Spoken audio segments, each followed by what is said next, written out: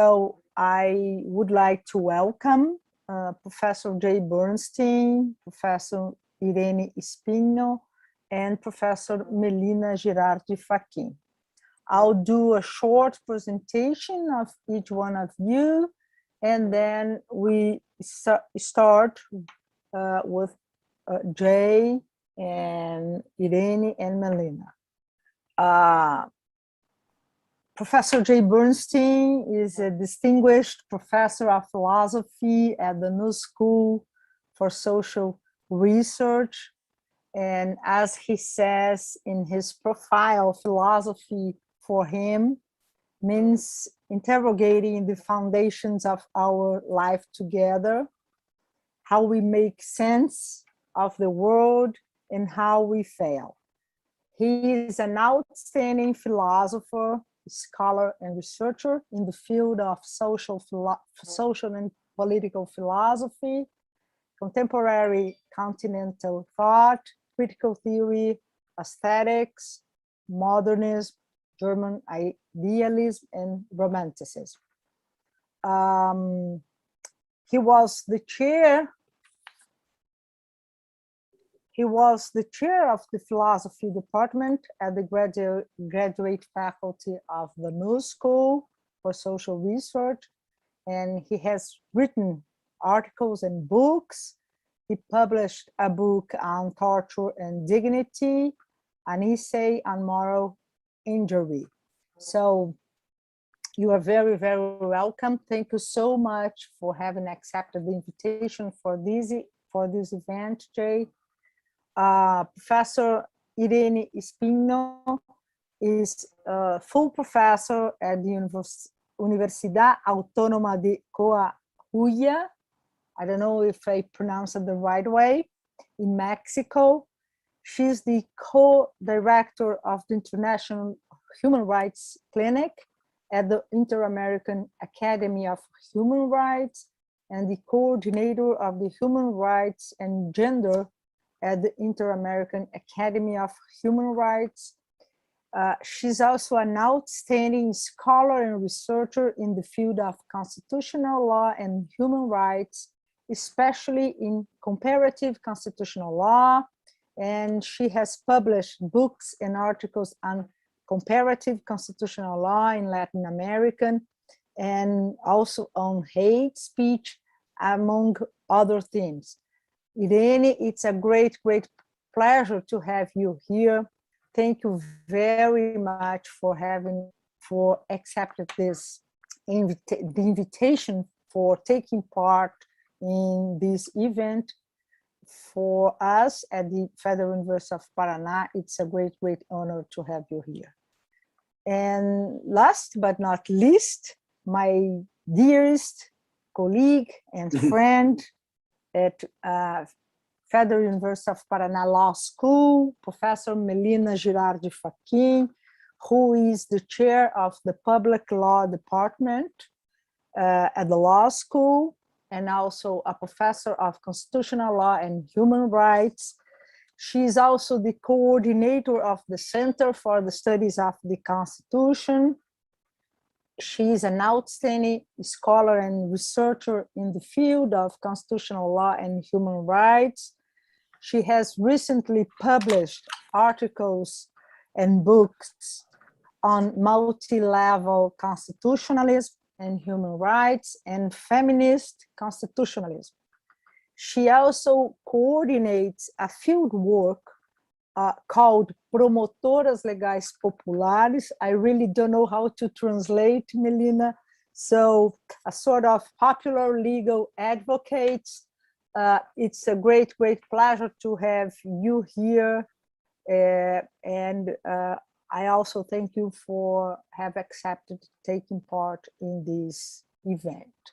So from now on, I'll have you talking. So we're going to start with Jay. Jay, go ahead. Thank you. So thank you so much for the invitation, and a real pleasure for me to be on this panel with let me just get this. Distinguished group of legal scholars, since I'm not a legal scholar. And therefore I will be really interested to hear what they have to say, because I have an argument in international law that I want to present. And this takes about 15, 20 minutes. So my assumption is that going forward, the primary cause of civic unrest and international conflict will be environmentally generated. Droughts, floods, warming, all of them leading to expanding instances of social disasters and mass migrations. There really can be no peace in the future without environmental justice. And there can be no environmental justice without strong institutions. That's the title of our panel, and it's a good title. At present, the strongest institutions affecting global justice are those responsible for the catastrophic destruction of the environment, namely capitalist enterprises and the demands of the free market, and state support for capitalist enterprises and the free market. At present, both operate with impunity. The only institutionally developed counterweight to state-supported capitalism is the still fragile systems of international law, including the International Criminal Court. Only international law, I want to argue, legislating environmental justice, subject to the jurisdiction of the International Criminal Court, could just begin to end systematic capitalist impunity. That's my argument. And a premise of this argument, of course, is that accountability gaps, where no one's held responsible, impunity, are themselves forms of structural injustice and structural violence. So where are we now? Here's my understanding of the current environmental situation. In retrospect, we now know that the strong conception of sustainability was in fact an idealization of moderate and relatively stable Holocene nature. It was the ideal of Holocene nature itself. The Holocene, 11,700 years ago, was that form of environmental stability. With the now collapse of the Holocene and the onset of the Anthropocene, in fact, the goal of sustainability must be replaced, since it's no longer possible, by an even stronger program of mitigation of harms to the environment and adaptation to the new condition of continuing severe weather. Heat, fire, flood, drought, ever more unpredictable and vicious in their occurrence. The arrival of the Anthropocene has made the vulnerabilities of poverty into a life-threatening condition. It's one of my premises. Poverty becomes life-threatening with climate change. Therefore, those responsible for global climate change, for destroying Holocene nature, are ethically responsible for bringing about this life-threatening condition. The Anthropocene condition, anthropogenic climate change, makes all peoples, all states, mutually dependent on one another. You might say we're now living in a climatically produced cosmopolitan community. We're interdependent whether we like it or not. The condition of radical mutual dependency for even subsistence needs going forward, even for survival, entails the end of the claim of legitimacy for strong state sovereignty, and by inference, the end of positivist international law, which, in my judgment, was nothing but the expression of state sovereignty. Therefore, only an international convention against ecocide, on the model of crimes against humanity, that could be subject to the jurisdiction of the International Criminal Court and the restructuring of human rights as also judiciable conditions of adaptation. That's how I now interpret human rights, as judiciable conditions of adaptation. The right to subsistence as equal to the right to a safe, clean environment, could begin the process of structuring a viable and judiciable conception of social justice for the Anthropocene. Okay, that's the broad argument. At present, I know there are other possible strong institutions that could and will be necessary to address ethical life in the Anthropocene, but my working proposal is that we begin with the emergent, but now clearly stalled rule of international law, stalled by the continuing claims of state sovereignty and the measure of positivist international law, as a critical political wedge against the impunity that corporations and states have shown with respect to crimes against the environment, the demands and the rights of future generations, and the vulnerable poor of the global South. An Ecocide Convention would be a moral, legal, and political first step, an end to capitalist impunity.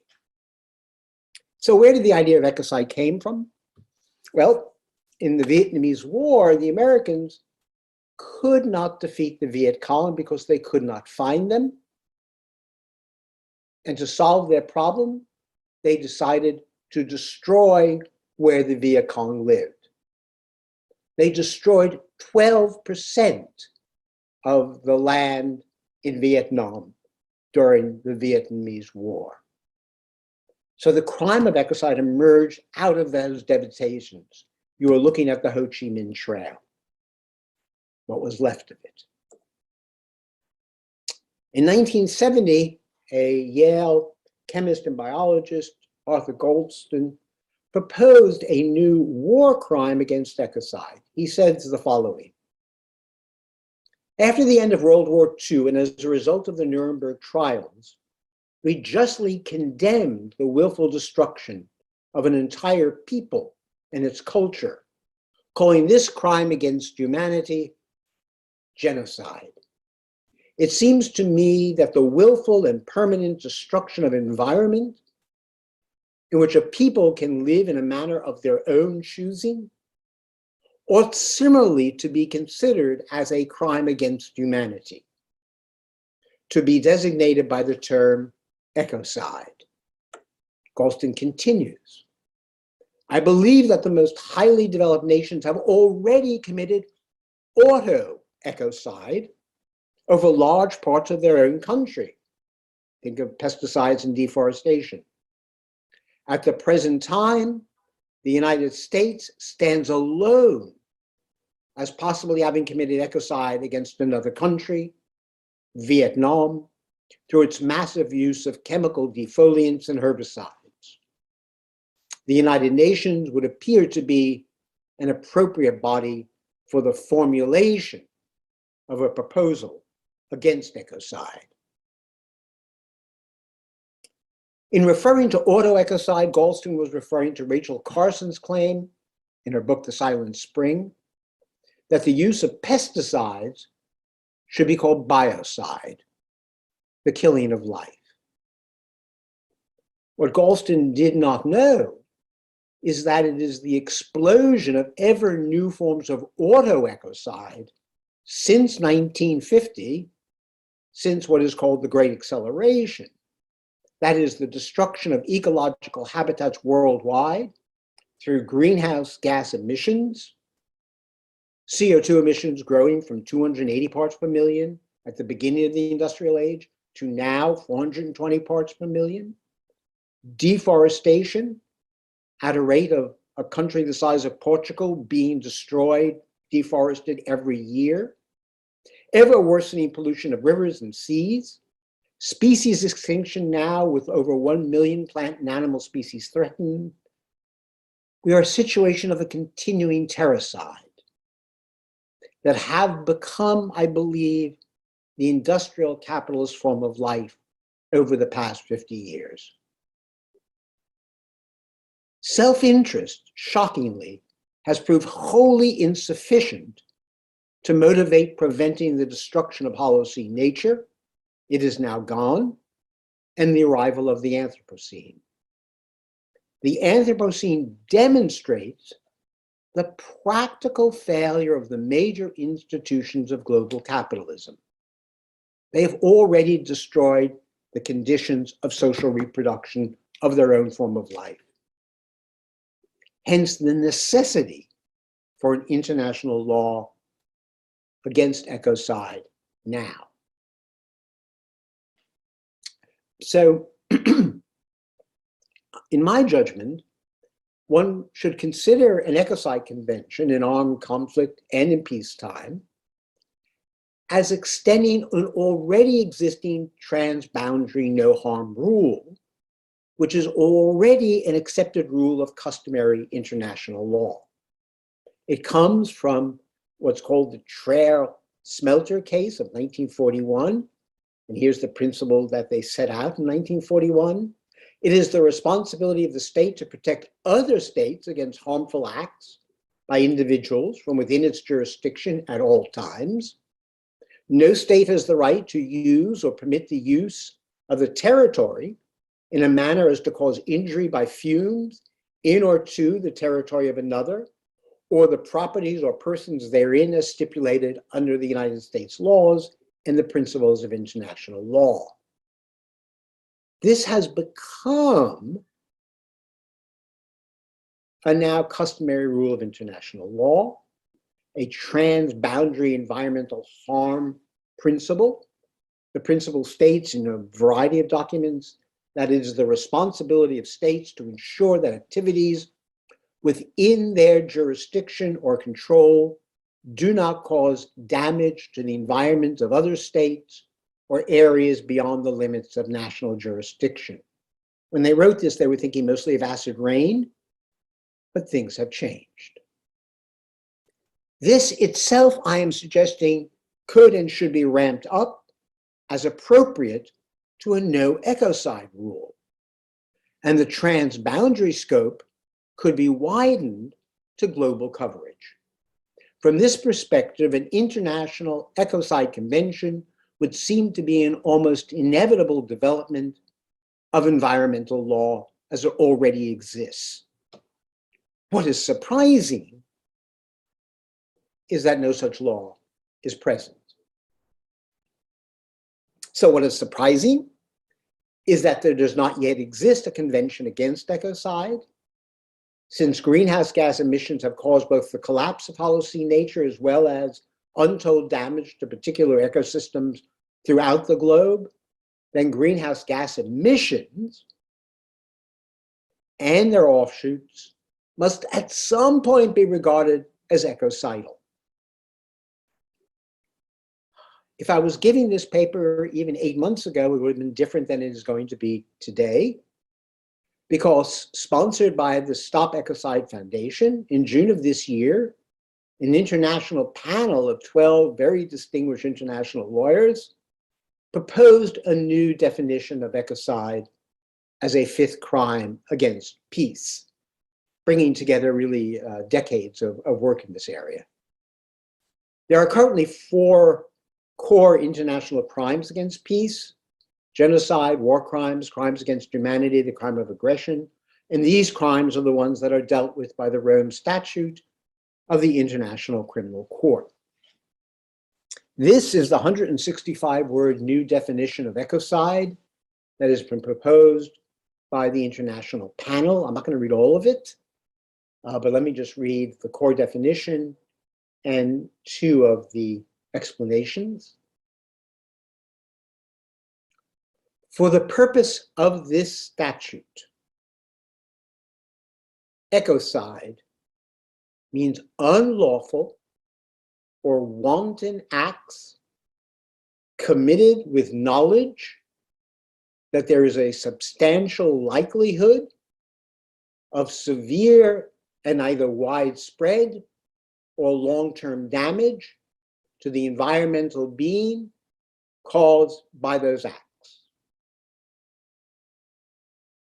And just for A and B here, by wanton, they say they mean reckless disregard for damage, which would be clearly excessive in relation to the social and economic benefits anticipated.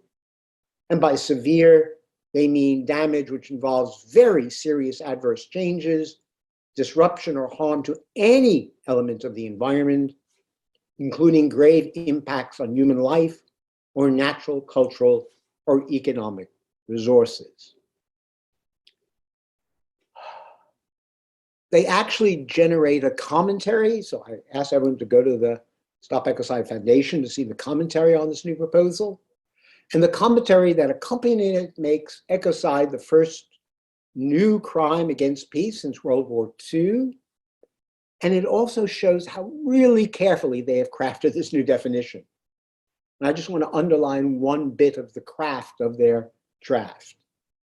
Consider the handling of the mens rea requirement, which throughout the Rome Statute crimes reads as follows: a person has intent where that person means to cause that consequence or is aware that it will occur in the ordinary course of events.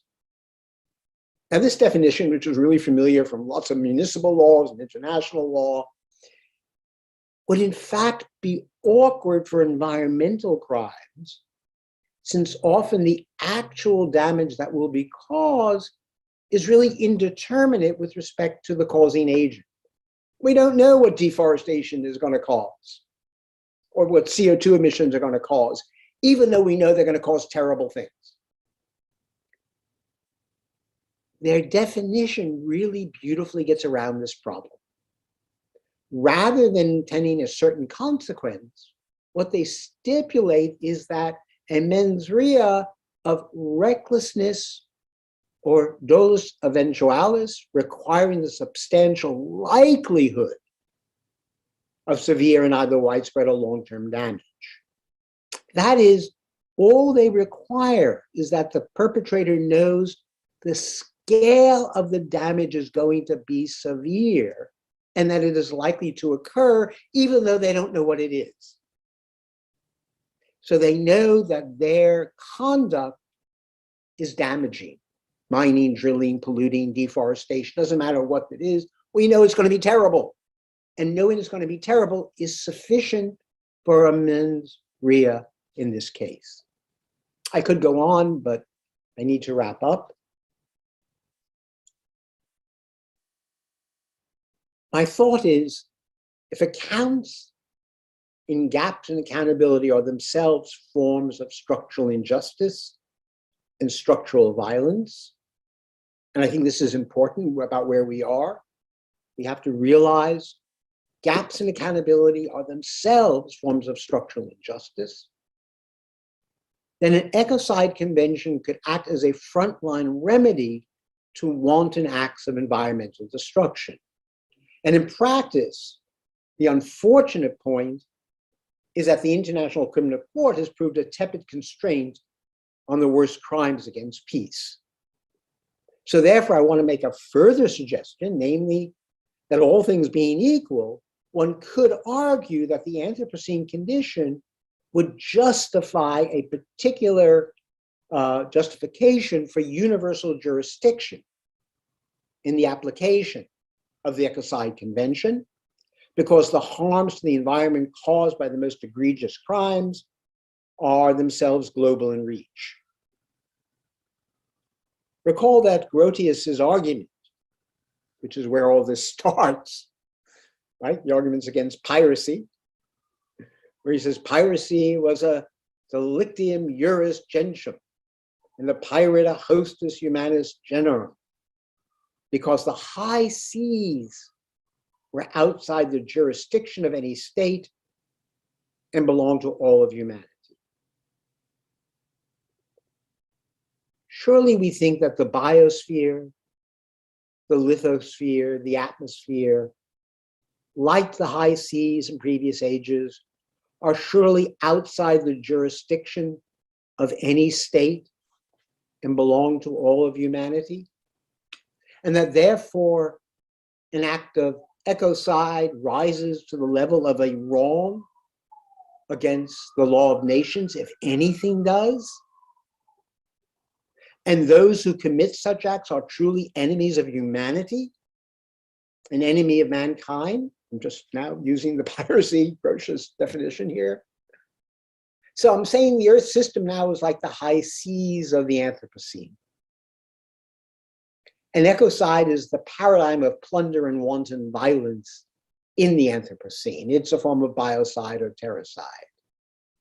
Hence, even narrow international law jurisdiction, by the way, with requirements governed by where the criminal conduct took place or where the effects occurred or where the perpetrator lives, generating the standard of in international law of either you punish the criminal or extradite, that would be sufficient in the most egregious cases of ecocide to be prosecuted. We don't even need universal jurisdiction. Current formations would be enough. But that's the reason why, and this is my closing sad note, existing powers will do everything they can to prevent an ecocide convention from coming into force. All the powers are going to be ranged against it, which is why international law can only exist going forward if there is a cosmopolitan political energy behind it. We cannot avoid a political background. Law does not exist in an administrative vacuum. It exists in a political culture and ethos. And only a politics could make ecocide real. As Nastasia Leonard says, legal norms and rights can and do take on political life only through direct action, community consultation, and protest. Thank you. Thank you so much, Jay. Great talking. And after the following presenters, we are going to have questions and answers. So we now go to the second presentation by Professor Irene Spigno. So Irene, go ahead.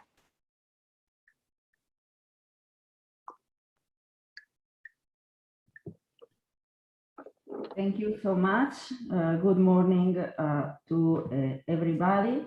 First of all, of course, I would like to say thank you to the Universidade Federal do Paraná for the invitation to participate in this Congress, and of course also to our moderator, Professor Vera Query. I don't know if I'm pronouncing it correctly, and also to Jay and Melina for sharing this session with me.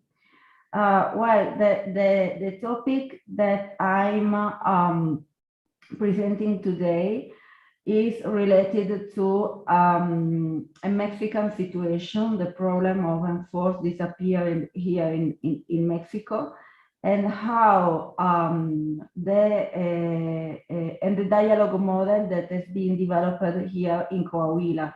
Coahuila is one of the 32 states that compose the Mexican Republic. And this dialogue model, I think that is one of the best examples of institutional structure aiming to build a context of peace and justice in a place in which gross violation of human rights are unfortunately an extreme reality.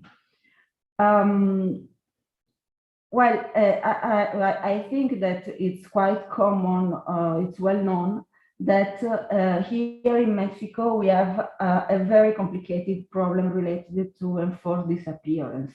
According to the most recent data provided by the National Registry of Disappeared and Missing Persons, to November 2021, we are counting with more than 95,000 missing persons, disappeared HI persons.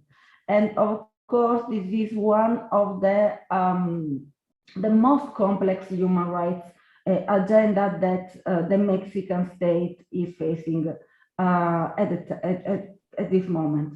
This is a phenomenon that cannot be understood without, of course, a contextual reference to, of course, Latin America and Mexico. We all know that the practice of forced disappearance started in the 30s of last century, 1930s, in the Union of Soviet Socialist Republic, the ex-URSS. And also we have some antecedents in the Nazi regime with the decree known as Night and Fog, but during the Second World War.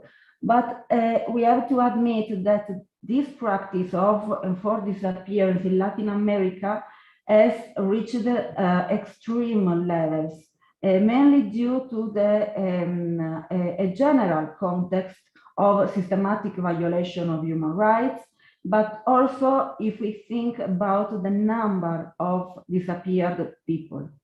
It is estimated that between the 60s and the mid-90s of the last century, of the 20th century, there were more than 90,000 victims in different countries in Latin America: El Salvador, Chile, Uruguay, Argentina, Brazil, Colombia, Peru, Honduras, Bolivia, Haiti, Mexico, most in all the countries, you know, the Latin American countries.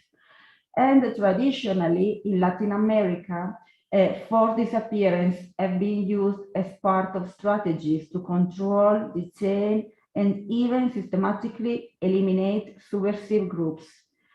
These are strategies that have been implemented, executed by armed forces, public security forces, but also sometimes by intelligence services or paramilitary groups with the cooperation, active cooperation or tolerance, means passive cooperation of the state. And in Mexico, we can identify three different periods of the three different dynamics of this problem. And the forced disappearance in Mexico has acquired and has specific characteristics that distinguish it from the forced disappearance that have occurred in other Latin American countries, essentially due to the fact that Mexico has never experienced a formal and apparent interruption of its democratic regime. And here, these three different dynamics can be identified by three different Inter-American cases in which the Mexican state has been recognized or responsible for the violation of one or more of the rights and freedoms recognized in the American Convention of Human Rights. These three cases they are Radilla Pacheco, Gonzalez and others, the Cotton Field Camp case. These cases are both issued in 2009, and a most recent one that was issued in 2018, the Alvarado Espinosa and others case. These three cases identify three different kinds of enforced disappearance here in Mexico. The first one is related to the so-called Dirty War.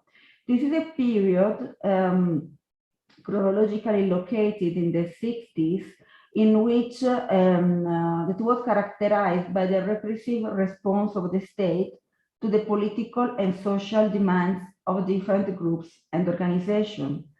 This was a period in which these claims arose after years of one-party control and domination by the Institutional Revolutionary Party, which controlled the government of all the states since the 30s, 1930, until 1989, and also maintained an absolute majority in the Chamber of Deputies until 1997, and maintained the presidency of the Republic until the year 1000.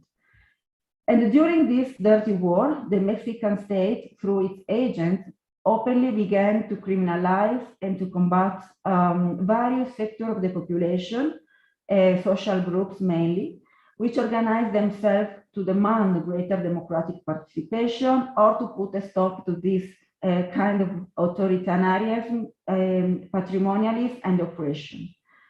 And this repression was accompanied by the commission of serious human rights violations, not only against the members of these social and political groups, but also against population in general, which was affected without having any links or participation in organization opposing the regime or the government. And for example, just to give you a very famous example, I'm pretty sure that all of you remember the massacre of students who protested in the Plaza de Tlatelolco on October the 2nd of 1968, just 10 days before the start of that year's Olympic Games in Mexico City. And in this context, we have this first case that was issued by the Inter-American Court of Human Rights, the Radilla Pacheco case. Rosendo Radilla Pacheco was a man resided in a municipality in the state of Guerrero in Mexico, where, just to locate the state, Guerrero is where Acapulco, the very famous holiday city, is located. And Rosendo Radilla Pacheco participated in various political and social activities within this community. He was mainly dedicated to the organization of coffee growers, farmers in the area, and he also composed this kind of local and traditional songs called corridos, in which he recounted various events in his community, including the peasant and social struggles of the time. One day, on August 25, 1974, when he was 60 years old, he was traveling on a bus with his son, and at a checkpoint located on the highway, military agents made all the passengers get off the bus to inspect them and their belongings, and then the police allowed all the passengers to board again and continue their trip with the exclusion of Rosendo Radilla Pacheco. From that moment, Rosendo Radilla Pacheco disappeared. It was 1974, and now still in 2021, his body was never found. This was the first case in which the Inter-American Court of Human Rights condemned the Mexican state for the crime of enforced disappearance. Then we have the second period. This is identified by another very important Inter-American court case. It is the Gonzalez and other, the Cottonfield Camp case, referred to the disappearance of women for gender reasons. Here we have a different context, because state repression soon started to have other consequences as violence and insecurity rates began to rise in the last few years following exactly the dirty war. Here we are located in another part of the country. We are in the north of the Mexican Republic in a state called Chihuahua, and specifically in a city called Ciudad Juárez, that is located at the border with El Paso in Texas, United States. This is a city, is a border city, and has a very important transit of migrants, both Mexican but also from Central America. It is an industrial city. It is supposed to be a very developed city, but actually it is a city characterized by strong social inequalities that, combined with the proximity to the United States, created the ideal conditions for the development of various forms of organized crimes and increase of violence and insecurity. And since 1993, there was a significant increase in the number of disappearances and the feminicide against women and girls. And in this context, we can identify crimes against gender crimes with common patterns, mainly disappearance of women, feminicide, and these common patterns refers, for example, to the profile of the victims. Generally, they were young women between 15 and 25 years old, students, migrants, low-income women, workers in the local industry, and in the second place, there is another common pattern related to the kind of crimes that were committed against women. The body that they were found showed signs of sexual violence. More specifically, women were disappeared, and the days, weeks, or months later, their bodies were found in wasteland. They were sexually abused or raped, tortured, and mutilated. And in this second stage, there is this important case referred to the disappearance of 3 young women, and the bodies of them that were found in a cotton field camp. And this is the moment in which the Mexican state received the second sentence, recognized the violation of several articles of the American Convention, exactly for the crime of enforced disappearance in the country. And then the last period is the actual one, actually the contemporary one, in which violence in Mexico has not diminished. On the contrary, it has clearly increased. And this first stage is mainly related to the appearance in the as a president of the Republic of Felipe Calderón Hinojosa. He assumed the presence of the Republic in the midst of a crisis of legitimacy due to its narrow victory in the 2006 election. And it was a period in which the country was experiencing high levels of violence.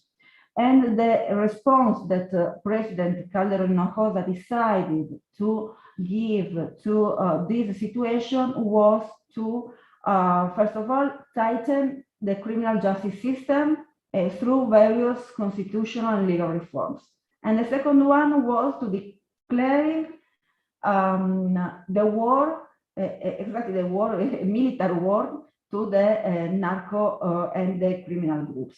Of course, the reaction was that there was a high presence of military personnel in urban areas.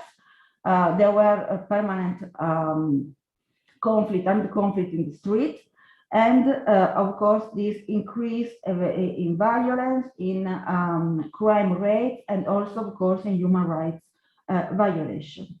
And this is the moment in which more than 40,000 people disappeared.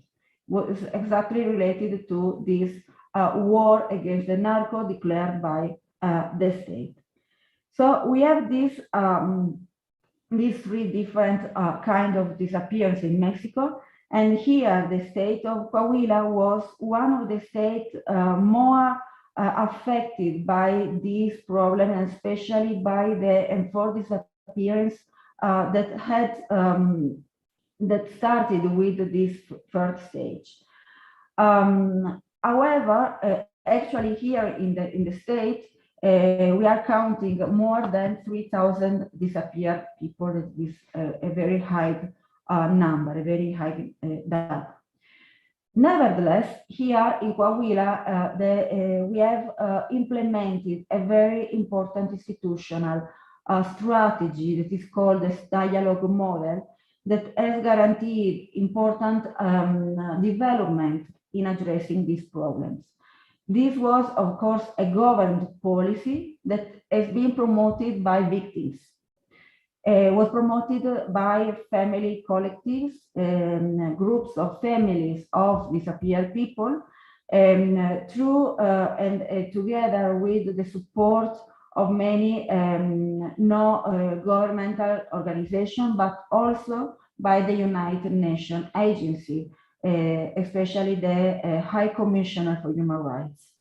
And one of the most significant development in this sense is the implementation of an autonomous working group. In Spanish, it's called the Grupo Autónomo de Trabajo, that is made by families, it means victims, government, civil society, but also academics. For example, the Interamericana Academy of Human Rights is part of this group, and it has developed a very strong work in supporting this kind of dialogue, especially creating, from the academic point of view, of course, courses, educational programs in order to educate or form public officers from one side, the public officers involved in the investigation, in the search of disappeared people, but also to educate and capacitate victims in order to create a civil society with the capacity to address their claims conform to human rights, the human rights agenda. So we have this dialogue model in which there are many actors participating, experts, human rights defenders, a representative of disappeared persons. It can be families of disappeared persons, but also lawyers representing them, and representatives of the Inter-American Academy of Human Rights, and also from the the Human Rights Commissioner of the United Nations.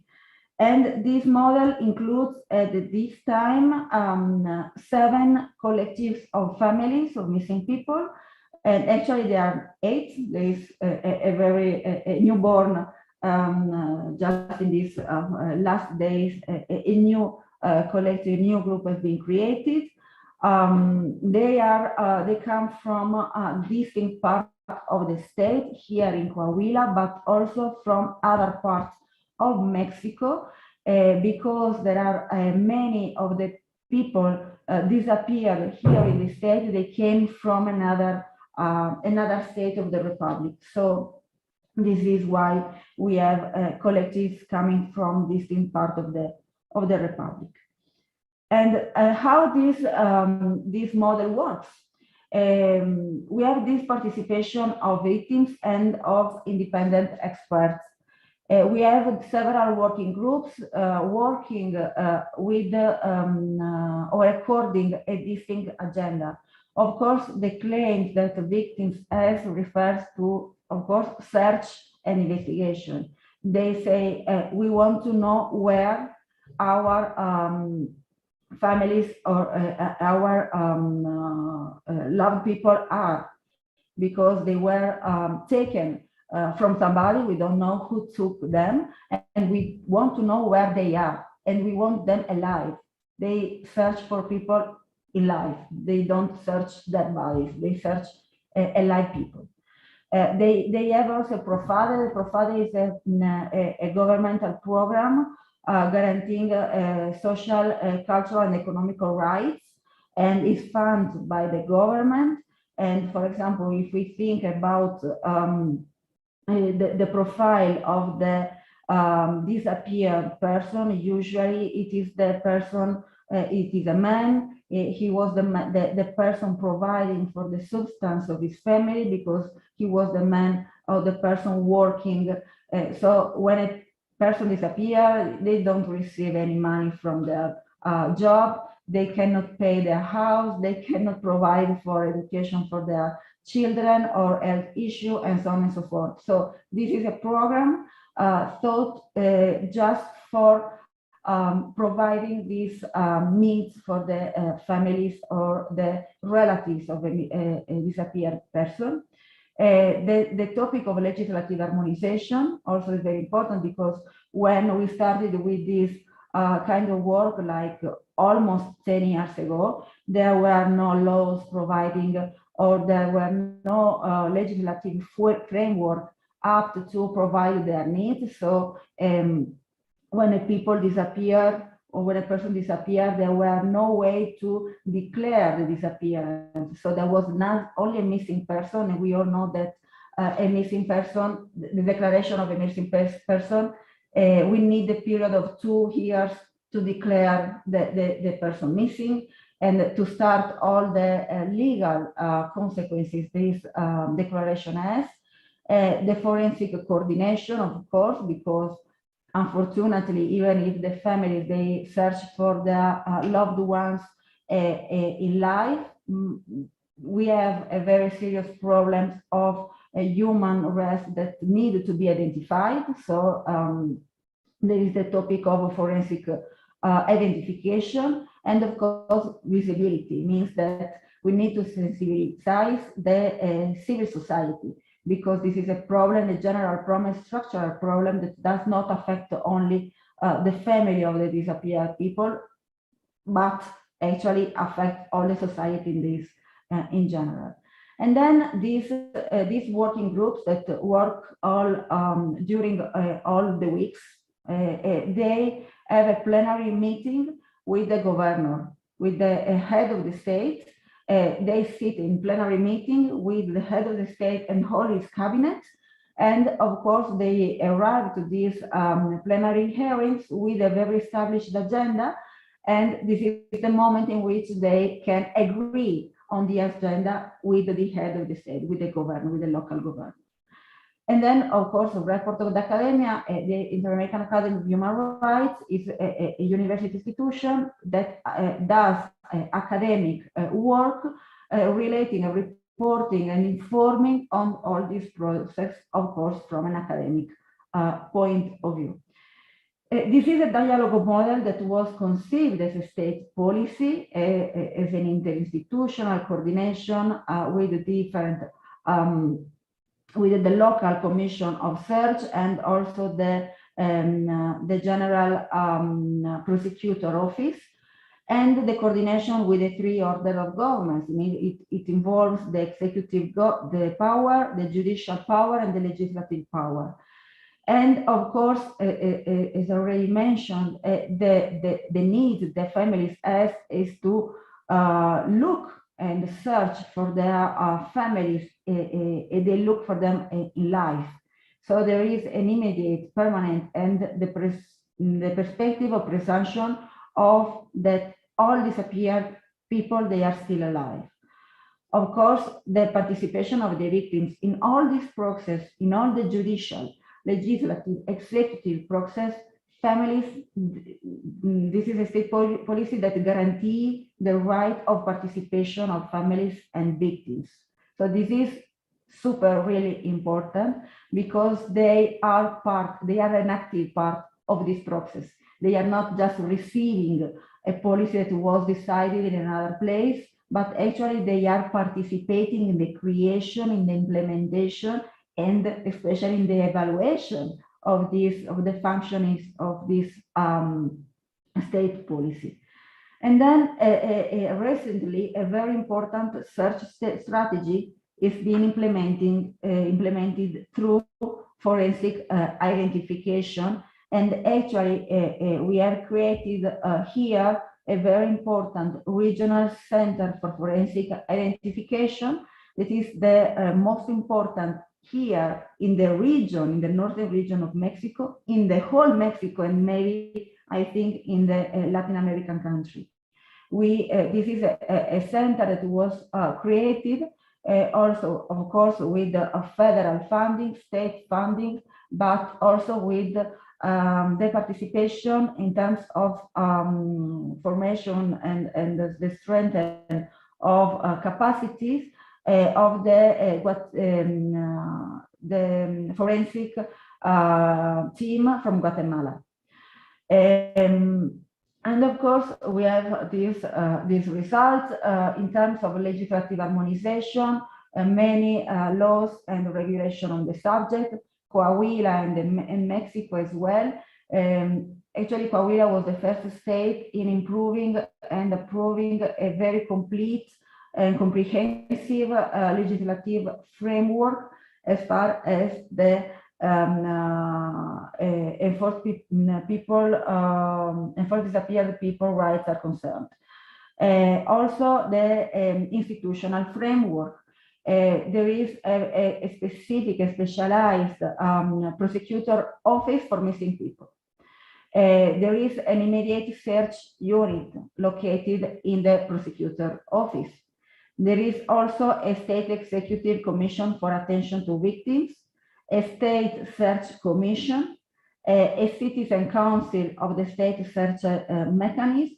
There is also the participation of all these dialogue mechanisms in the elaboration of the state human rights program, in the construction of the profile, that program guaranteeing economic, social, and cultural rights, and of course in the appointment of public officers.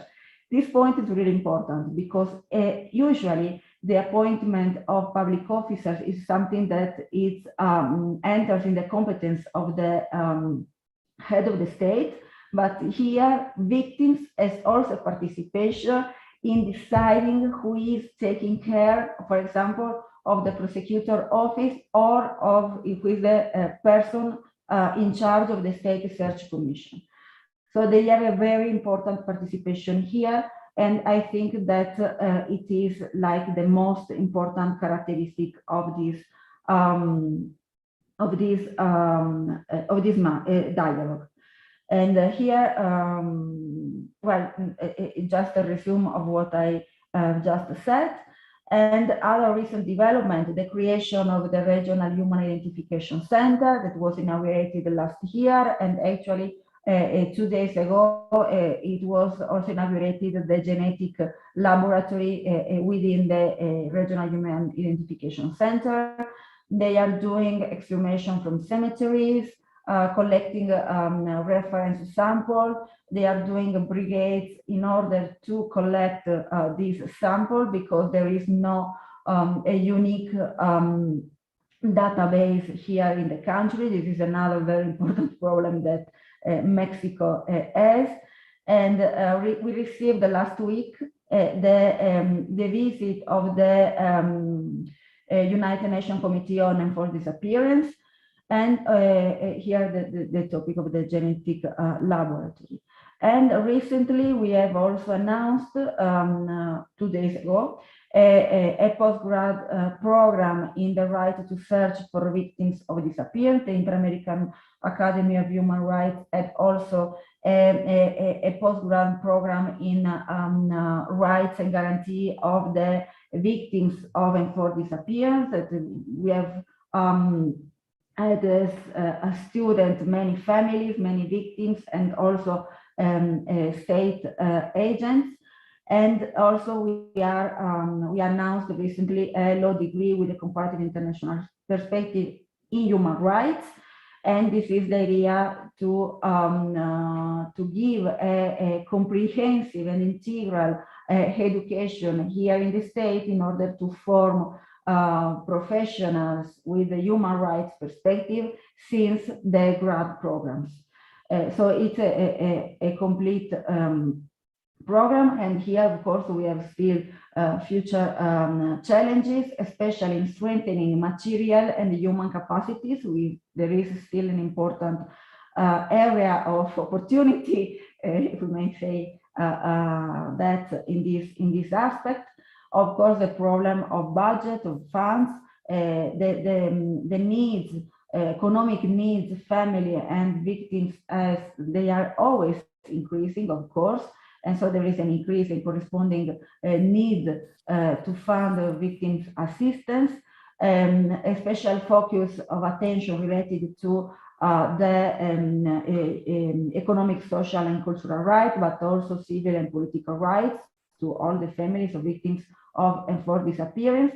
And of course, the implementation of these things, the recommendation that has been made to the Coahuila state by a report made by the Interamericana Academy, but also by a group of experts, of Colombian experts, that was funded by the US agency USAID that are still pending to be implemented by the state.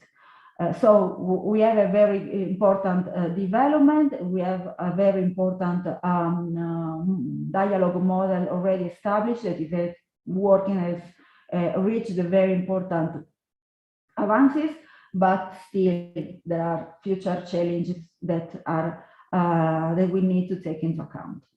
So I will stop here. Thank you so much for your attention, and of course I'm available for any comments or question you may have. Thank you so much. Thank you so much, Irene. We have about 2 questions for Jay and you, but we are gonna now pass to Melina Girardi Facchin to do her presentation. And after that, we will address all the questions to you 3, okay? So thank you very much, Irene and Melina. So it's... Thank you, Professor Vera. I'm very honored to be in this panel and in this important event, and very proud of this event being hosted at our university. I learned a lot from Jay's and Irene's lectures, and my contribution will certainly be less than the excellent ideas that they brought. But I wanted to talk a little bit about SDG 16, the justice system, and the conventionality control as a tool for implementing SDG 16.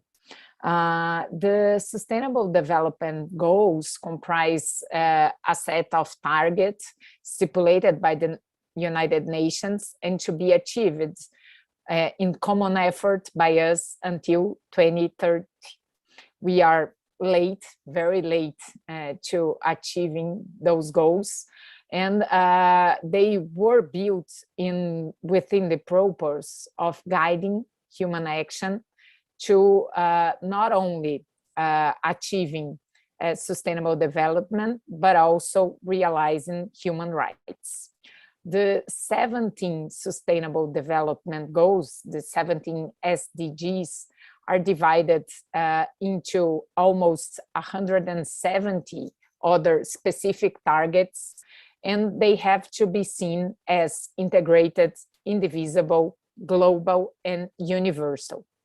Like the Human Rights Agenda, the 2030 Agenda is universally applicable for all people in all countries, including developed and developing countries such as Brazil. Of course, the goals and the agenda recognizes different levels of development, but expects each country to implement this agenda in accordance with their different national realities, resources, and capabilities. So it is very important also to have a contextual interpretation of such goals. For these reasons, the United Nations Declaration on Sustainable Development Goals does remissions and sets dialogues with the legal international framework, convention, pacts, and treaties for human rights protections, as they are a path for a sustainable development. For the goals realizations, we need to have a deep juridical international framework, and the interaction, the dialogues that Irene before me said, dialogues with the state law for its effective attainment.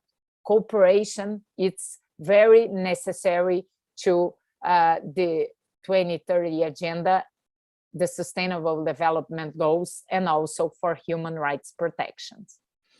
The SDGs are a milestone in human rights protections and action, whether global, regional, in local level, are demanded.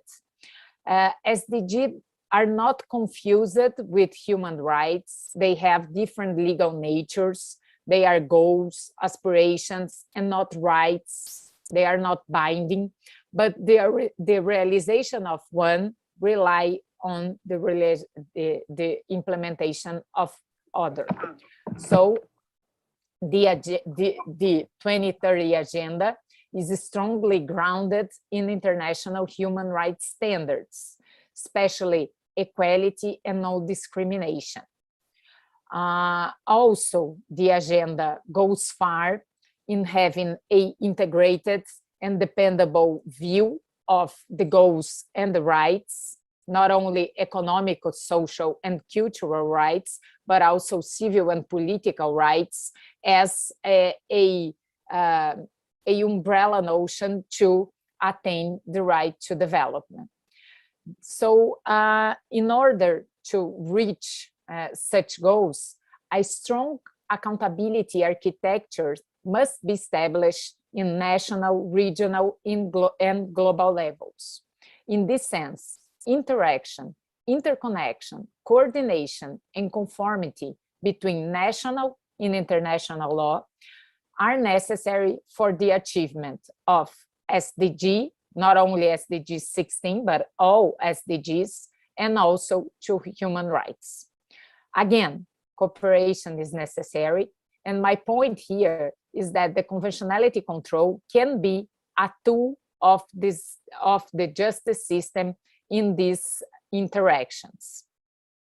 This is also expressly recognized by the 2030 Agenda, which on repeated occasions refers to the scope of one or more SDG, relying on the actual observance of convention, treaties, pacts about human rights formalized at the international levels. The agenda also recognizes that the dialogue and cooperation between national and international spaces is fundamental to achieve the access to justice, especially in subjects such as environmental protection, as Jay was talking about before, migrants, refugees, just as an example, about subjects that do not respect states' artificial borders. So cooperation is a milestone in this framework. The realization of SDG 16 rely on the composition of a legal framework that ensures formally and materially, nationally and internationally, a coordination of efforts. Without that, cannot be peaceful and inclusive societies to guarantee the access to justice.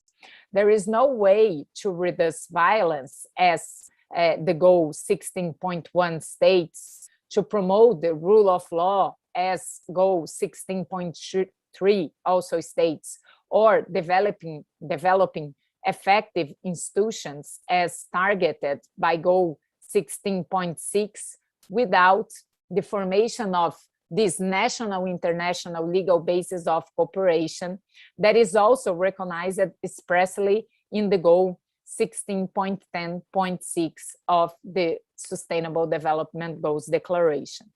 In this sense, to promote this conformation between internal and international, to promote this conformation between international and national law, the so-called conventionality control allows the adjustment of these dialogues regarding the best norm possible to protect human rights and realize SDGs.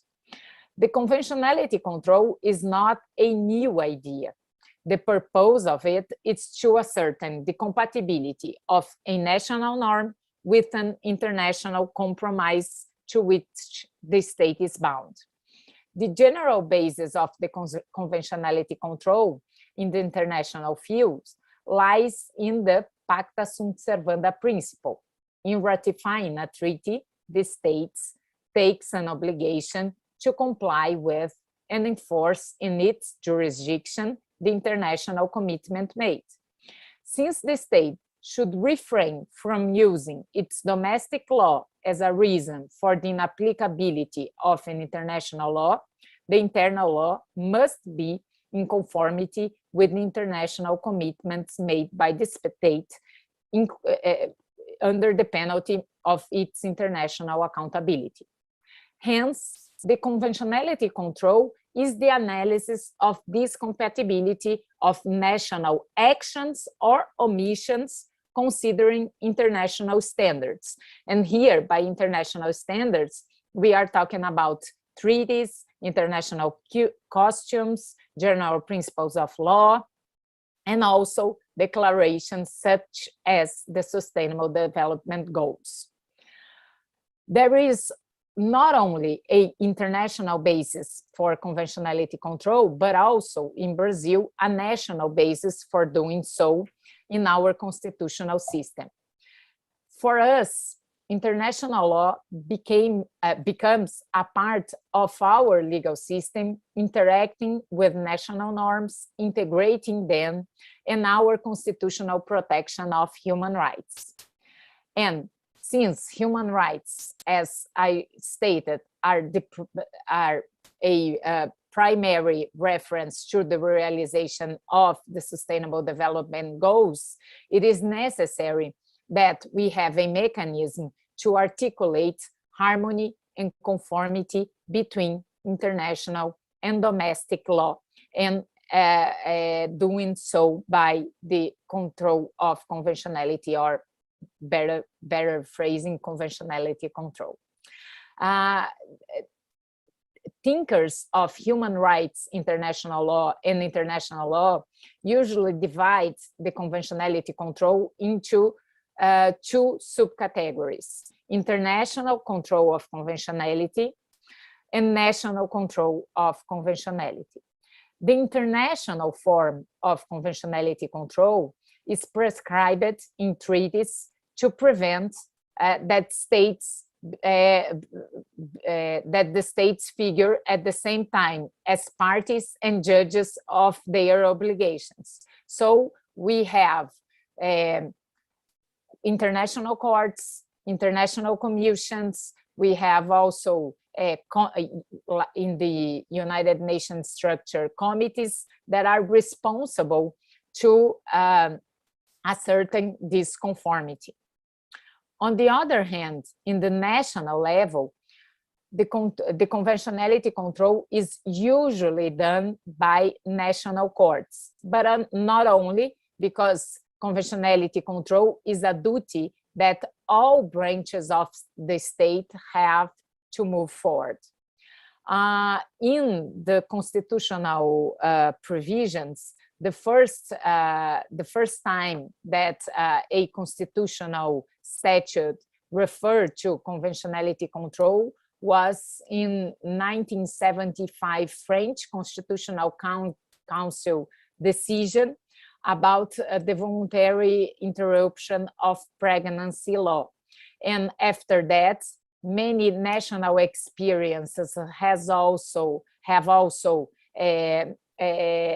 introduced the conventionality control as an obligation, besides the constitutionality control that we are very familiarized with.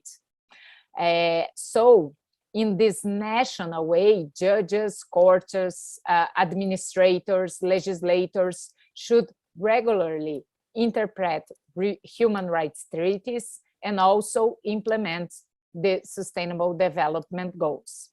If the national interpretation of such treaties is incompatible with the international interpretation and application of human rights law and international committees, the human rights bodies can be triggered to exercise the international control of conventionality.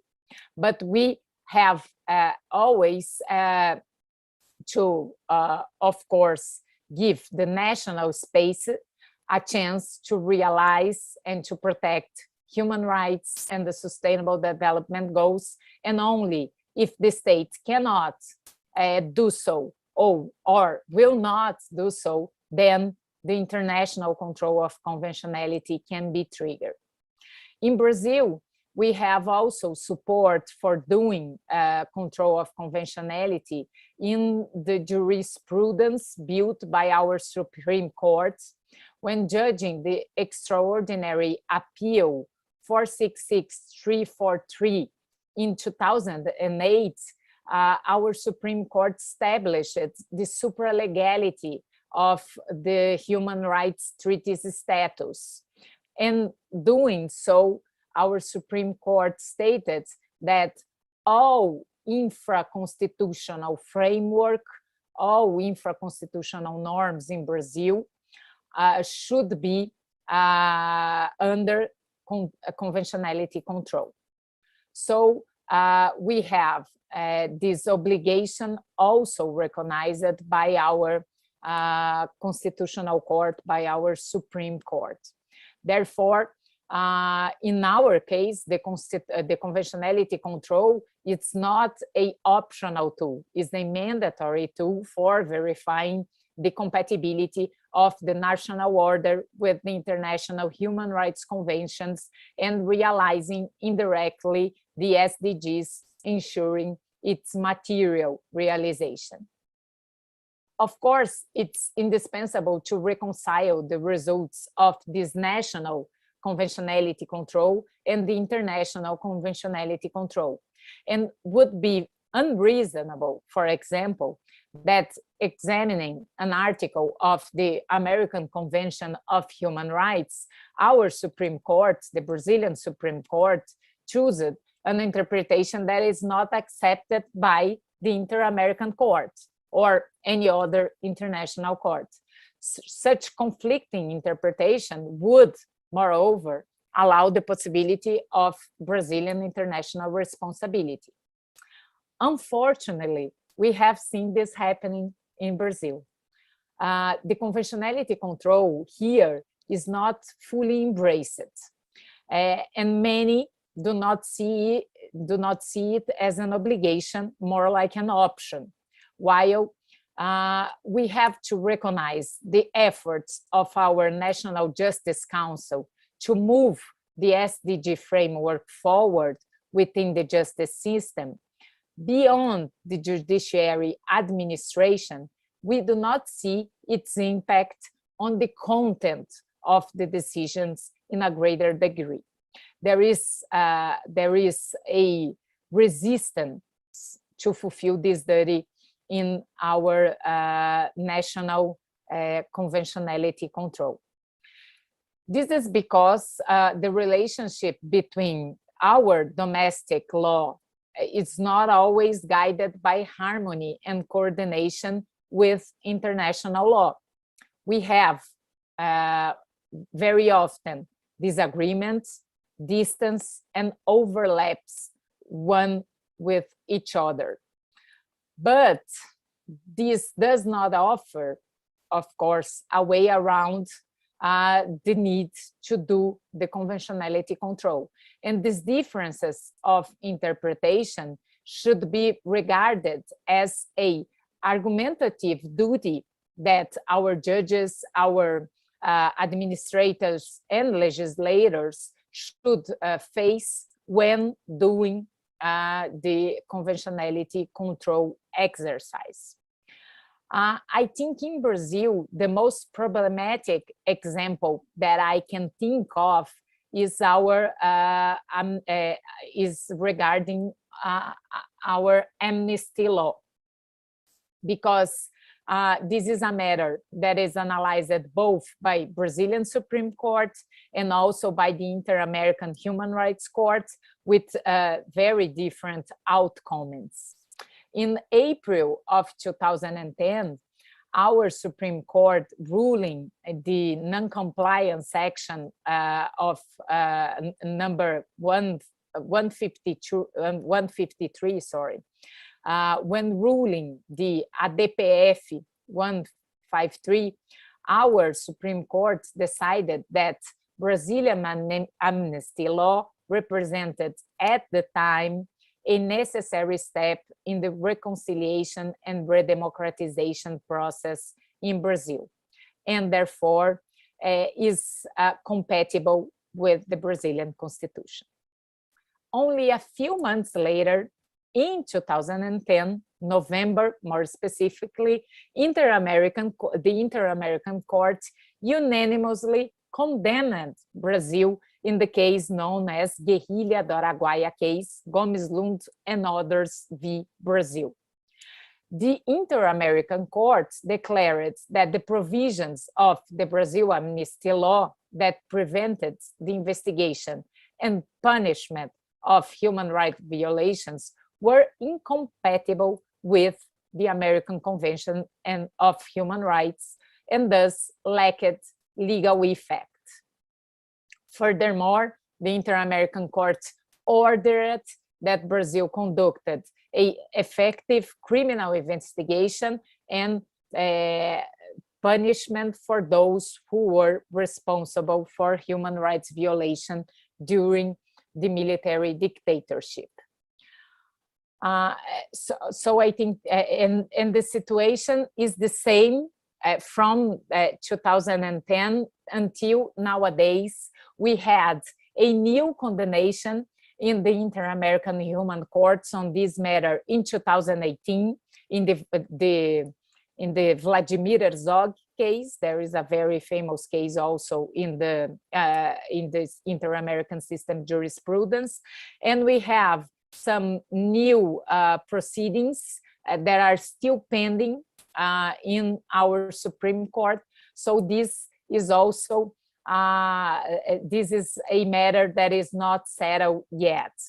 And there is, in this case, getting this amnesty case as an example of these two dimensions of the conventionality control, I don't think there is a real and insoluble conflict between the decisions of the Brazilian Supreme Court and the Inter-American Court. What we have are different standards of control.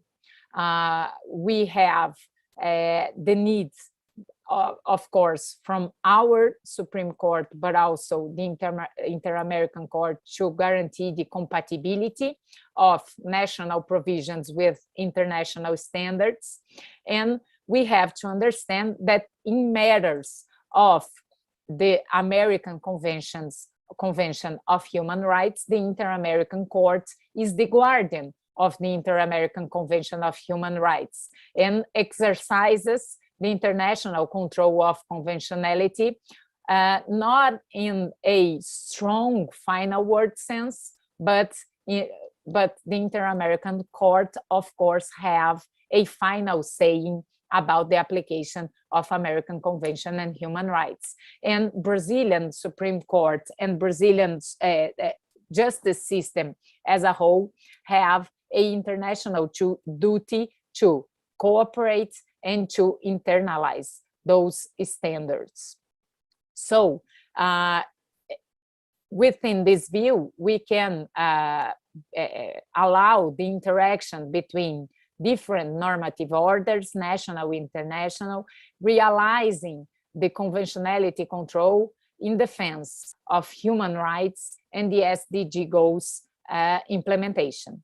And also a word regarding our amnesty law, it is important to state that ensuring transitional justice that in Brazil is incomplete until nowadays is also a consequence and imperative of SDG 16. So to conclude my remarks, the conventionality control does not prima facie aims the SDG as parameters of measurements, but it can grant their implementation as implementing international human rights law on which the 2030 agenda is based. But we need, of course, to do so and to carry this duty forward, we need a new mindset. New dialogues in the old institutional channels don't flow. So we need a new constitutional mindset to fulfill human rights commitments and to compromise with the 2030 agenda. Traditionally, the Inter-American human rights system was conceived as being subsidiary and complementary to our national Brazilian order. But the conventionality control does not act in complementary or subsidiary manner, but places the American Convention and human rights protection at the top of our legal order. The convention, the international conventions of human rights are no longer subsidiary, but an integral, fundamental, and important norm in our domestic legal system. In this way, in order to carry the conventionality control as a duty to fulfill SDG 16, all SDGs, and also human rights international obligation, we should refer not to the subsidiary principle, but to the integration principle, understanding cooperation, dialogues as fundamental to complement and not to function only when national orders cannot work, because national orders have the duty to work not only with constitutional parameters, but also with international parameters.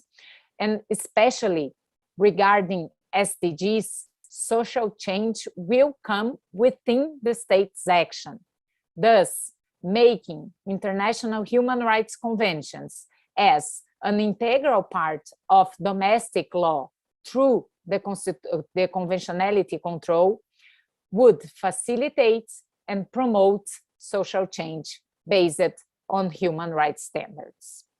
Thank you very much. Thank you, Melina. So we have a couple minutes left. So I will address some questions and comments to these great presentations and lectures given by Jay, Irene, and Melina. So thank you very much. So I have 3 questions that Professor André Duarte, who is the director of the Federal University of Paraná International Affairs, addressed to the 3 of you. I will start with them, and afterwards I'll address my comments and questions to your great topics. So for Jay, André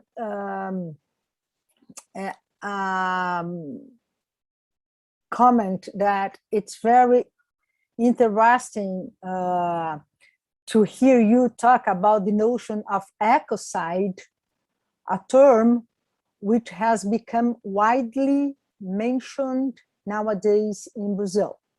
However, he goes, in terms of juridical, political responsibilities, do you think, Jay, that the notion of ecocide would be able to establish a connection between the private agents which cause damage to the environment in certain countries and their political governments, implying that governments should be surveilling those private damaging actions? And he goes, because many times deforestation and other environmental damages are not caused only by governmental agencies or agents, but by private subjects. What do you prefer, to that I address all the questions and then you do answer? I think it works better. We follow the sequence, Jay, Irene, and Melina, okay? So the second question goes to Irene. Andre thanks you so much for your presentation. And his question has to do with the notion of feminicide, which is important in order to devise gender public policies. So he asks, is it possible to discriminate data about disappeared persons in Mexico by stressing whether those disappearances have been specifically related to gender issues besides other social, economic, and political reasons? In other words, how to characterize feminicide when there is an increased number of disappeared persons? Has there been any positive changes concerning the problem of missing persons in Mexico during the current national government? And finally, to Melina, he also thanks you for your very interesting presentation. And he asks, what do you think that is the role of political movements in order to enforce conventionality controls in Brazil beyond the actions already promoted or taken by the members of the judiciary in this direction? And if you let me address my questions, I would do right away. For Jay, I was really impressed by the end of your presentation when, after you say that international law is the path in order to achieve environmental justice, but by the end of your presentation, you quote, I can't remember who, but you quote, legal norms and rights can and do take on political life through direct action. So after you give a whole talking on international law, you come to politics. It's my concern.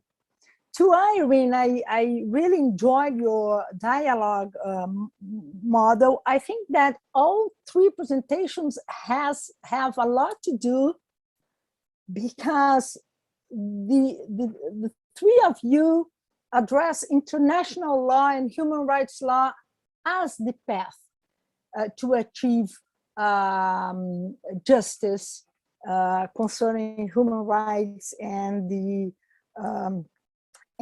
goals of the global goals.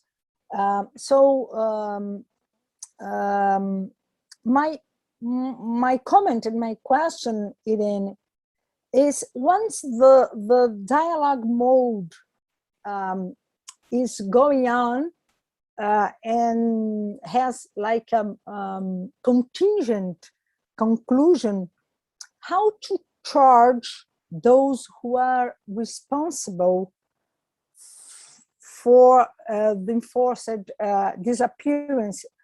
My point is, does the dialogue model go further in terms of activating the criminal jurisdiction? So it's my point. And finally, to Melina, have in mind that the conventionality control is an important tool for dialogue between national and international human rights law, and has to do with cooperation. So how can we put conventionality control, or the control of conventionality, forward in face of the states or regimes which are only formally democratic, or in other terms, in states that are in a process of democratic decay. So how to enforce, or how to have conventionality control in times of democratic decay. I'm thinking about Brazil, but not just Brazil. So I'll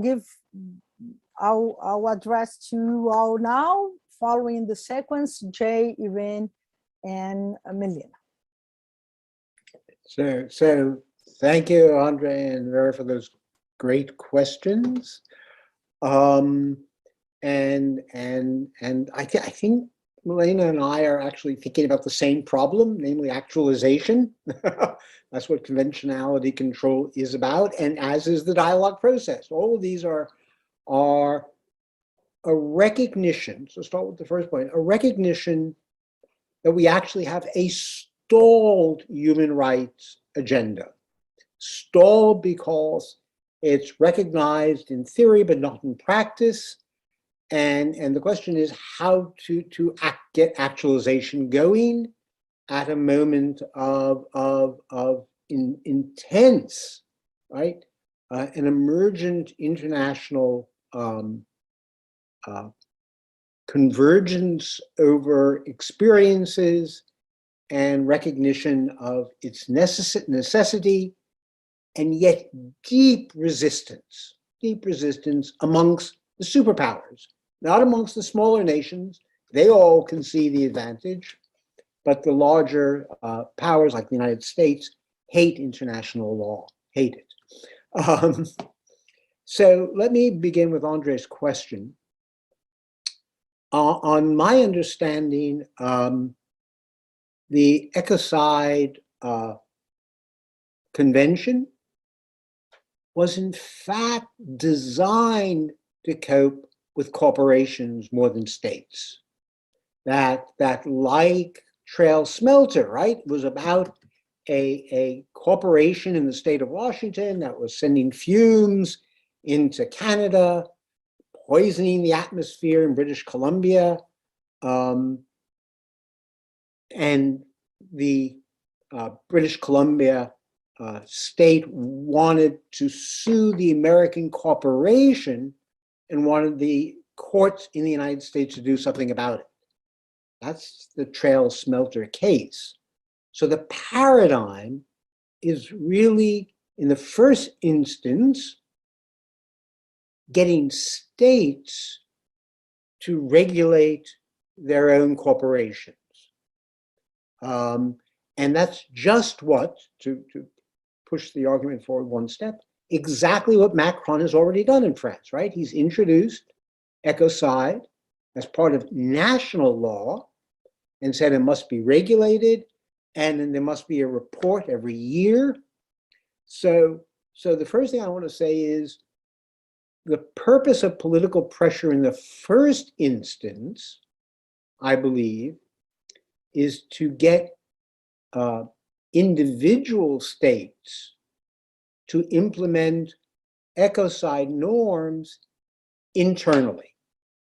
And the reason I think that's political, but first of all, we just don't have the mechanisms politically to generate powerful international law that's going to be beyond, going to be of a jus cogent status. That's what it would have to be. Really, we have just treaty law at the moment. And the treaties, can you see the United States and China agreeing to an Ecocide law? I don't think so. So not as international law, because they do not want to be subject to that jurisdiction. They just would refuse it. Therefore, the path, it seems to me, is through exactly the institution of national states introducing Ecocide provisions, and here would be the path, it seems to me, that it emerged as customary international law. So my prediction is ecocide will become customary international law in about 30 years. That is about 30 years too late. I think it's going to be part of a political, growing political and juridical pressure that pressures states into regulating corporations. And this is really not far-fetched, right? Because think about say, Deepwater Horizon, right? That famous oil spill in the Gulf of Mexico. It would have been perfectly plausible if the damage that had occurred in the Gulf of Mexico had actually affected Mexico, for Mexico to ask for redress from the oil company just in the way that they were required to do in the United States. If that's right, then why should deforestation be any different? Right? That's the proposal. Why should cases where emissions are the cause, right, be any different once we know, and this is all that I'm proposing, once we know that corporations, drillers, deforesters, know they are causing environmental damage. And since 1990, they have known. They have known. They have known that they're causing severe damage. So it seems to me that we're in a position, and this is really perfect for Melina, where the issue is really one of conventionality control. Right? We have the principles, we have the proposals. What we don't have is coordination between state and international, and we don't even yet have, of course, sufficient state controls. So that's the first. The second, of course, is, despite when I talk about international law, I am a pessimist. And what we need to be asking is two things simultaneously. And I think it again, I agree. We need, on the one hand, to show that human rights should be the international standard. Should be the international standard. But we, secondly, even more importantly, need to make that a political priority. That is, until that becomes the agenda of the left, then there's going to be a discoordination politically over these matters. And in the case of climate change, and I say this with puzzlement, real puzzlement, there has been unspeakable political passivity amongst the global youth. People under 40 know that their environment is being destroyed, and there has been, with few exceptions, real political silence. And I take it the political silence is hard to diagnose. I am not sure whether it's a feeling of helplessness or despair or fatalism.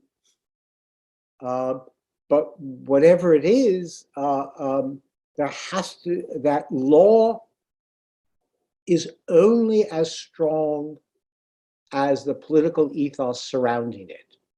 It cannot run far ahead. David Cole has written a great book on major constitutional transformations in America. All were set into place by civic praxis. So law rarely, in fact, leads. Law is the realization or actualization of a political ethos. And the dialectic that's necessary, in my judgment, is to propose strong, propose law not as an apparatus, but as a value system. Until we can make law once more a repository of collective values around which political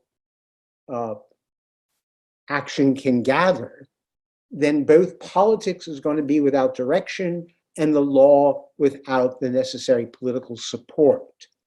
And therefore, going forward, I see in the environmental movement must be about that interaction. That is, law becoming value and politics becoming, right, guided by those values. I think I'll stop there. Thank you so much, Jay. Irene? Yes, well, thank you so much. I think that I have learned a lot in this session, and thank you so much for this great question. As far as the first one is concerned, about the possibility to distinguish between gender disappears, I think yes, it is possible. I don't want to say that all the women that are disappearing or that disappeared in Mexico, they disappear for gender reasons. However, there is a common pattern in many of female disappearance. For example, the case that I was sharing about the Ciudad Juarez case, I think that in those cases of disappearance, that this common pattern of gender pattern was super clear. Because the kind of the victims that disappeared, they share the fact that they were all young ladies. Some of them maybe they were born in Ciudad Juarez, but the great majority, they were migrants. They were all, or the 95%, low-income women. And the type or the kind of disappearance is distinct because they were all women working or studying, they went to work like in night hours and not during the day, and there is in that place in Ciudad Juarez there was a context of structural discrimination. One of the points that I think that it's necessary to underline is the fact that Mexico has a very patriarchal culture. It is a cultural issue, so it is something that, yes, of course, we can modify, or we can try to modify it through a legislative intervention or legislative framework or a constitutional reform and all the legal instruments that we can use for this reason, but it's a cultural issue, so it's something that it's going to last for some more generation, because it's a generational issue that needs to be changed through educational, for example, tools or other tools that are not just legal or juridical. And another point is the way in which their body are found. They are found with many signs of sexual violence, not only sexual violation, sexual abuse, sexual torture. Of course, there is also often when we are dealing with the male disappearance, we can find many male body with the sign of torture, but it's not sexual. So there is this gender perspective that is the idea that the body of the women body, it's a war camp. It's like a torture camp. So there is the reflection of this power relationship that are a part of the relationship that in our society are very common, that it's a gender issue. I mean, we are torturing different men and women because we have a different conception of men and women. I don't want to say what is more brutal or is worse, because of course we are talking about torture and in any way a bad thing, but I think that it is possible to identify in which cases a woman disappears for gender reason, and also when a woman is killed for gender reason. There is the context, the common patterns, the kind of the relationship between the woman killer and the killer, the violence used on her body. It's true also that the organization crime is often violent with all their victims, but the kind of violence is different. Because in one case is with these gender lenses that is automatic, it's almost unconscious, but it's very different for the violence exercised on men.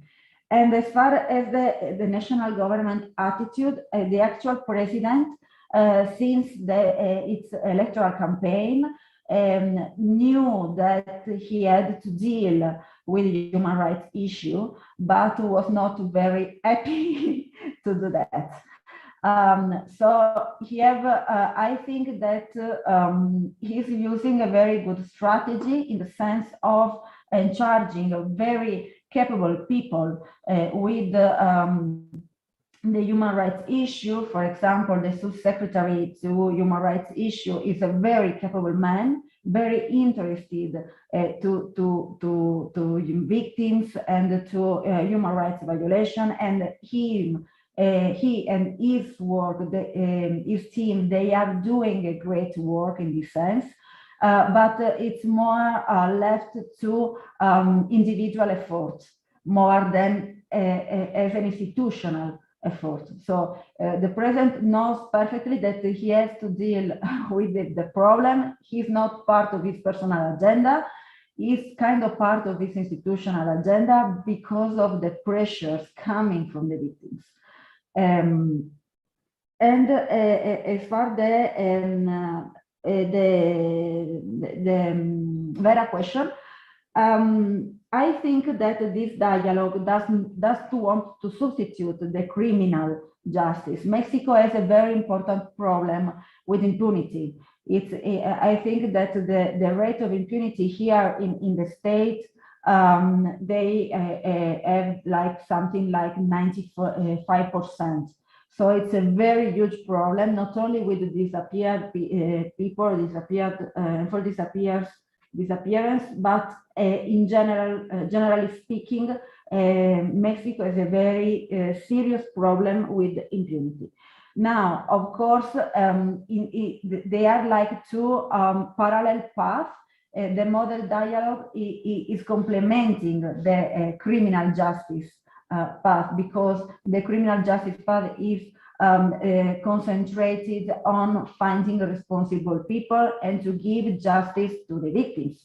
But there is another part of rights that are involved, that are not just like the access to justice, but it's the right of family to have opportunities, and the children of the disappeared person to receive a good education, or to receive the father, for example, the parents of the disappeared people they always have health issue and they need to be attended. So there are many needs and that needed to be attended by other institutional programs. So I think that they are complementing a path that they needed to be present in both of them. And of course, one of the major claims that families and victims do to the government is actually the criminal justice system. They want the public officials and the prosecutor system to find the responsible for the gross violation of human rights they are suffering. There is also another point. Many or there is the suspect that the great majority of the responsible of these crimes, they have some kind of relation with the present state's government. So there is a political, it's a very delicate political situation that is, of course, it's in the way to be attended, but it's part of the challenges that the state actually is still facing. Thank you, Irene, very, very much. Now, Melina.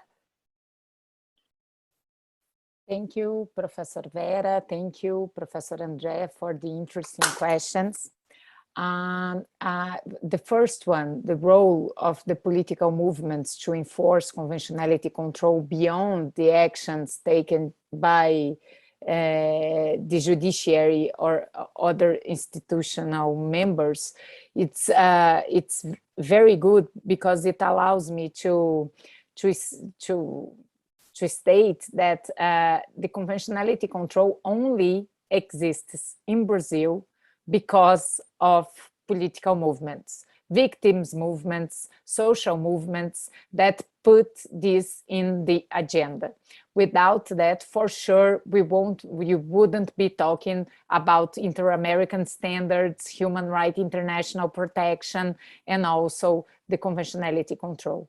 The victims are I think the powerhouse of the Inter-American system, and also they do this very important national movement about internalizing the international standards, not only in cases that Brazil is directly affected and implied in our 10 condemnations, but also bringing the interpretative standards in other cases to our reality. We only have a provision on criminal law about feminicides, and we only have a gender protocol for our justice system because of the Mexican cases, the Gonzalez case and other cases that allowed us to learn with those violations, and the women's movement in Brazil claimed the need to especially in these cases, to the legislative and the judicial branch to address those subjects and to ratify and make it a national standard also. So I think the political movements are the core in this, in enforcing the conventionality control. And this gives me a link also to Professor Vera's question about how to use conventionality control as a tool or put it forward in contexts like ours of democratic decay or democratization, or the many other words that the authors are referring to, those autocratic movements. And I think also here the role of civil society and social movements are very important, because the conventionality control is a tool for refraining setbacks. For if we cannot go forward in protecting human rights, at least we have some parameters and mechanisms that allow us not to go back. But of course, I'm not a pessimist as Jay. I am a optimist, but I am also realist. And of course, we do not expect that the Inter-American system or any international human rights system can refrain these movements, but they are an important space of at least accountability. So at least we have the power of shame of international law to show the violations. And of course, also one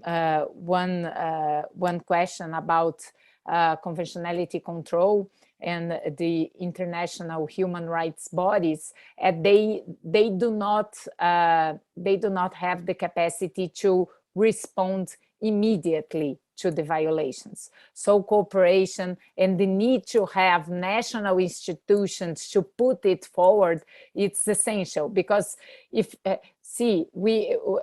last condemnation that Brazil had in the Inter-American Court was last week. The case was about a feminicide of Márcia Barbosa, and it occurred in the 90s. So the international systems cannot give a up-to-date response.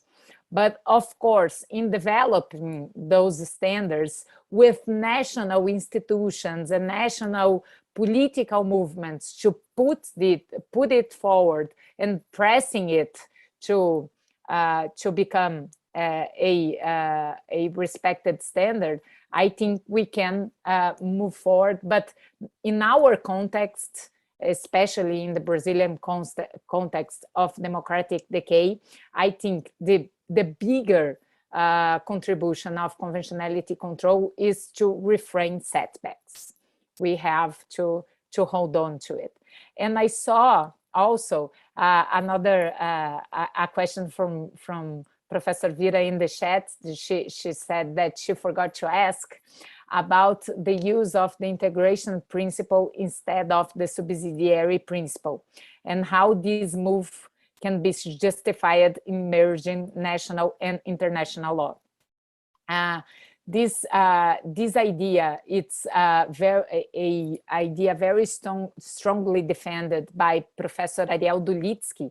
And he, in this sense, for us in Brazil, I think assuming the integration principle would refrain us from having a double control in our national level. It would all be conventionality control. Constitutional control. Conventionality control would be a matter of the Inter-American Court. But in our case, assuming this integration and the integration principle, we would be talking in receiving our international obligations on human rights, the treaties and norms, and also the jurisprudence of international bodies as constitutional norms, because they are harmonious with our constitutional protection of human rights. And in my sense, it's the best interpretation of paragraph 2 of Article 5 of our Constitution. So I think it would be what the minority vote in the extraordinary appeal that I cited defended in 2008, and until nowadays is not a reality in our jurisprudence and also in our dominant doctrine of constitutional law. We still have this, I think, this homework to do here in Brazil. Thank you, Melina. So I ask you, you three, is there any comments or questions that each one of you would like to address to the other? So we still have a few minutes left. So if you want to make any comment or question, feel free to do it now. So I have a kind of question each for Irene and Melina. So thank you both for those really stirring presentations. And Irene, I don't know if you know, but in my work on torture and dignity, I actually argue that rape is a form of torture. That is the argument of the book. So I'm sympathetic to the very direction of what you're arguing. My question is really about whether you see the notion of victims' rights here as a form of restorative justice. as it sounds to me as if it's part of the restorative justice tradition. And I was just wondering how you understand the precise character of it, because restorative justice came out of, in the first instance, worries about victims' rights being overlooked when criminal processes were going forward. To Melina, so of course I'm sympathetic with the project. Our projects obviously converge in lots of ways. However, I was truly puzzled by the first 5 minutes of your talk, because the Sustainable Development Goals, the SDG, the 16, you then wanted to think of them in terms of conventionality control, maybe. I wasn't sure. I wasn't sure of the connection. And it was odd because as much as the UN has lots of different levels, but at least the Sustainable Development Goals are wildly ideal. I mean, they are more ideal than almost anything in the UN agenda, right? I mean, we can just list it, everything should become recyclable by 2030. Everybody should be moved out of poverty by 2030. I mean, it's a crazily ideal list of goals. So I was just puzzled by, while I take human rights very differently to be, as I claim, emergent but stalled international legal norms, and they're more than guidelines, because in each case we think that they are judiciable and actualizable, and hence the notion of conventionality controls speaks to that, right? It speaks to their actualizability as judicial principles. The Sustainable Development Goals are neither actualizable in the next 10 years, nor maybe even by the end of the century. So I was just wondering about what you were thinking about by bringing the two together. Thank you. Thank you, Jay. So Irene and Melina, if wanna, who else wanna start? Go ahead. If Melina agrees, I can start. Thank you so much, Jay, for this question. Actually, I think that one of the principal demands coming from the victims was actually the possibility to have or to include the perspective of restorative justice. However, I think that here, as words have an enormous power, when the government listen to something about restorative or transitional justice that has been also in the discussion and the public discussion here, they get afraid because, of course, it implies the merge of political responsibility. So, as what I have seen here, of course, we have been working on a system of restorative justice as far as, for example, to respond to the needs of victims to have the opportunity to address the protection of the rights that have been violated. But when it comes a little further to the need to find responsible people and to find and address responsibility of political responsibility, there is a wall because, of course, the state government say, okay, I can help you with everything you ask, but for example, I'm not responsible for what happened before I came. During my period here, I'm taking care of the security, of national security, of state security, And I'm taking care of any violations being committed during my mandate here, but I'm not responsible for what happened before.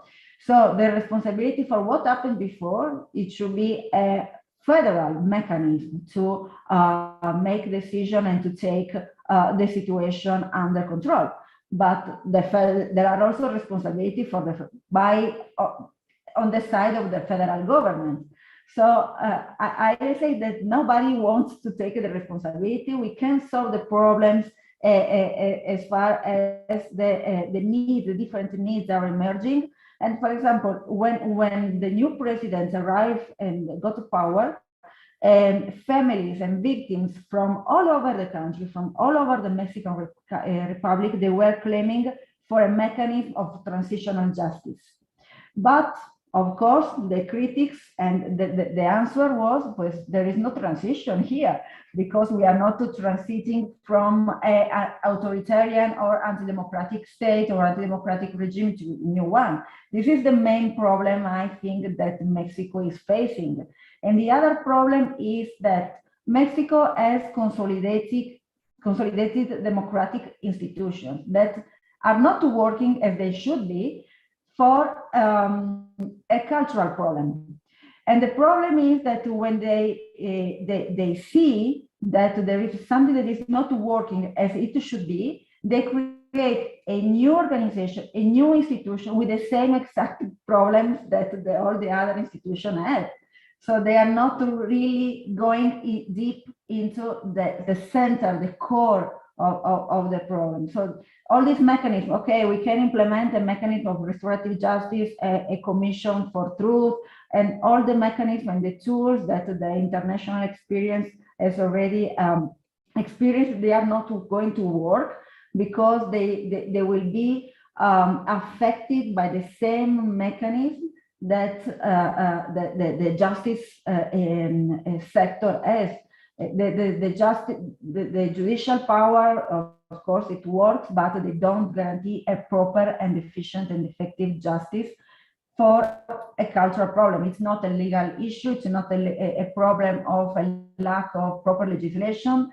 Mexico has in many topics a very advanced and almost, I would say, leader legislation. In terms of gender violence, the Mexican law is very advanced. Like, I think it's more advanced than the Istanbul Convention.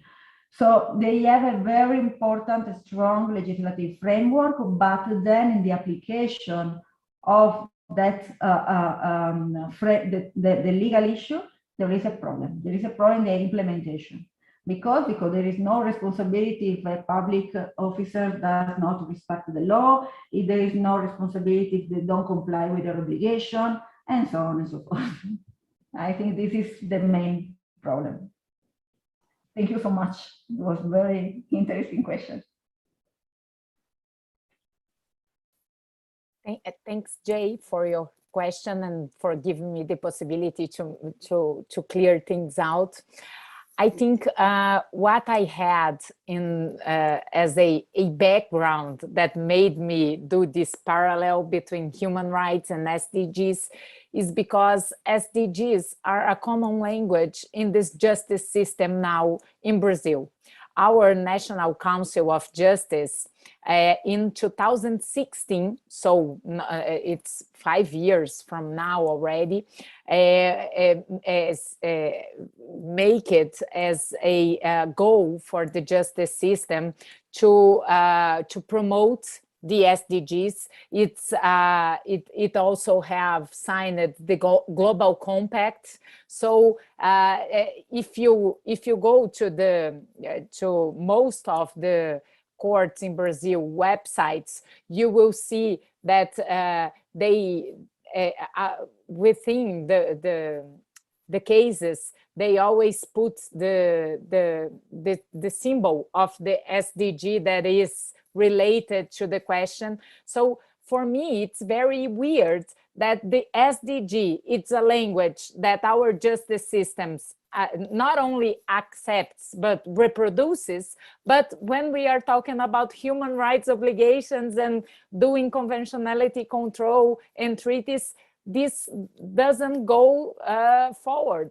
And we are trying to pass with a lot of difficulty in a commission that I and Professor Vera have the honor to integrate in the National Commission of the Justice, a recommendation to the judges to take, to address their duty to do the conventionality control. And it's very hard. We are struggling with the text, so the better way to phrase it so the judges won't feel threatened.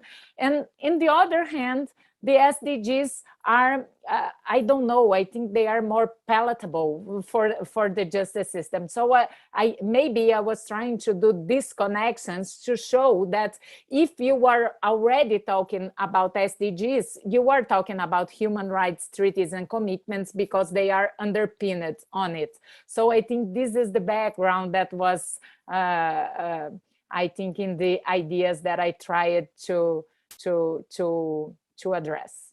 But thank you for your question. So thank you. Any other questions? Well, so we come to the end of this terrific, great panel. It was such an opportunity for me to join your presentations. I hope next time I'll have the pleasure to meet you all personally. Indeed, indeed. Likewise. Hopefully. And you are also all invited to the other panels of the event. I would like to thank you, André, for the invitation to moderate this panel, and also Melina for all the invitations that she addressed for the whole event in the field of human rights. And thank you, Jay. Thank you, Irene. It was a great pleasure to know you. Thank you, Melina, my dear colleague and friend. And that's it. Thank you all. I really learned a lot. It was a great occasion. Thank you, Vera. I look forward to being in Coahuila soon.